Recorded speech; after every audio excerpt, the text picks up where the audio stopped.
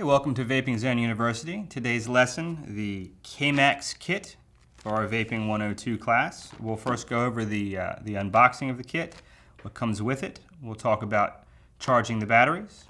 Then I'll go over the mod in general, the disassembly, the assembly of the mod, how to go through the menu functions, and more importantly, how we vape.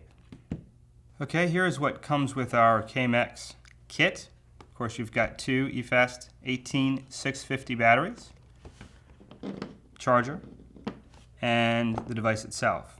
Before we go over the device, let's talk briefly about charging. Your charger is a two-prong plug that all you need to do is click it into place. Doesn't take a lot of pressure. When you plug it into your wall or surge protector, you'll notice the light is green.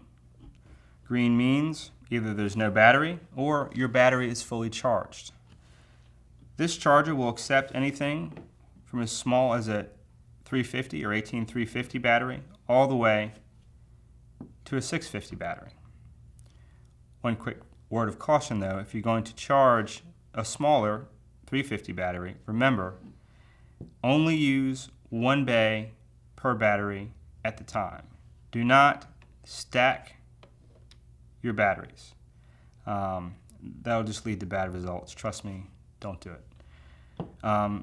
When charging, always be mindful of the battery. You'll see you've got a plus and a minus. You'll know the plus by it'll either have a top like that, or if it's a flat top, you'll notice it has a little ridge. And again, you can't go wrong with just seeing the positive versus the negative right there. So remember, the positive always goes towards the light. So if you're going to seat your battery, pull down the spring, and you'll see now, well, luckily for us, this is an almost fully charged battery. As you can see, the light is blinking green and red. Means the battery is close to being finished charging. However, if you have a battery that is not fully charged, the light will stay red.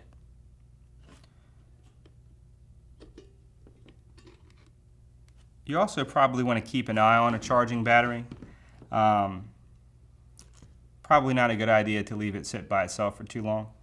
But anyhow, that's a quick note on charging. Now let's talk about the mod. Now that we've gone over charging, let's have a look at the mod that you'll get with the kit. You'll usually have your choice of one or the other of either a stainless steel or a gunmetal gray. Today, let's demo the gunmetal gray.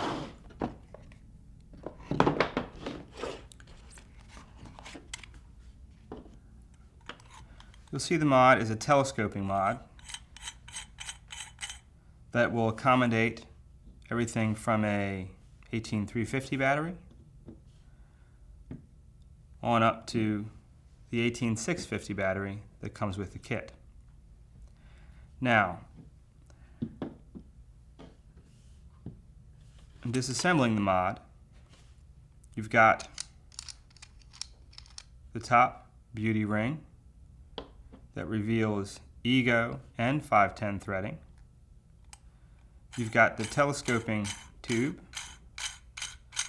that will make the mod taller or shorter to accommodate your choice of battery.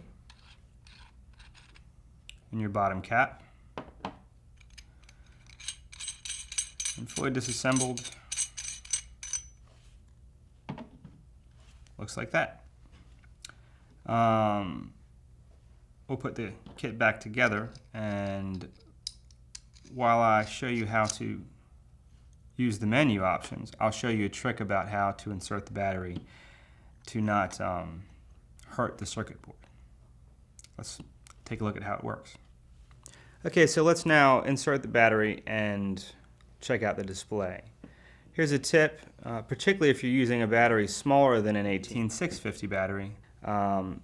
Because, like I said before, telescoping mods are tough because you don't ever want to over tighten them.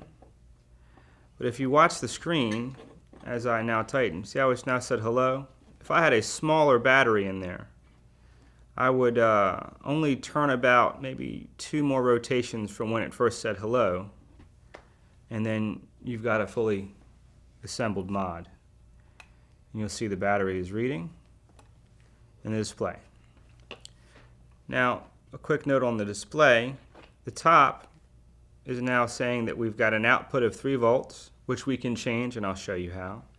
It's showing that we've got a full battery here, and it also shows that there's been no puffs taken off of an atomizer with this battery charge.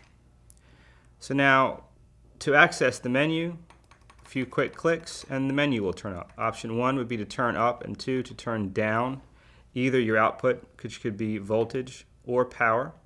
And as you see how I did that, if you want to change an option, you get to the menu screen, wait a moment, and then click. And the option will change. So if you'd like to switch from voltage to power, there you go. The 4th option would be your display. So you can either display the voltage, the resistance of your atomizer, or you can display the current that you have going through.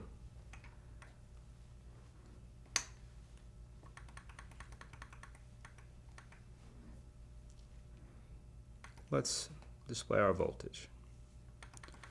If you'd like to turn your LCD display off, there you go. It's now turned off, but it will still fire. And we turn it on.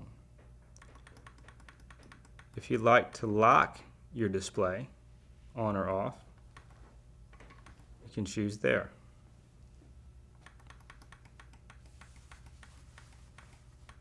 So there's your display buttons. Now if you will notice, it will go from 3 all the way to 6 volts, and then round robin back to 3.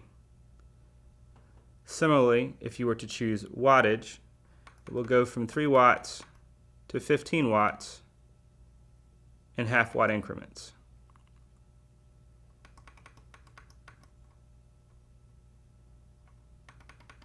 .5 all the way to 15 and back round robin to 3. And it's that simple. Now let's take a vape. Okay, now that we've gone through the menu options, let's take a look at how to vape. As you can see, you've got your Ego cone threading at the top, but also has a 510 threading to accept the 510 atomizer or tank. You can vape on your Ego device or your Ego cartomizer with or without the beauty ring. However, it's your choice. But if you're going to use a larger tank or 510 device, I recommend using the beauty ring because it will end up keeping your tank stable and seated on the device. Word to the wise, if you're going to put your mod in your pocket or your purse or your backpack, I would take off any atomizer or cartomizer or tank you have on top, and if you've got mine to, maybe turn the device off itself. Let's give this T3 a shot. Remember, as always with vaping, press the button and take a sip like you're taking a sip out of a straw.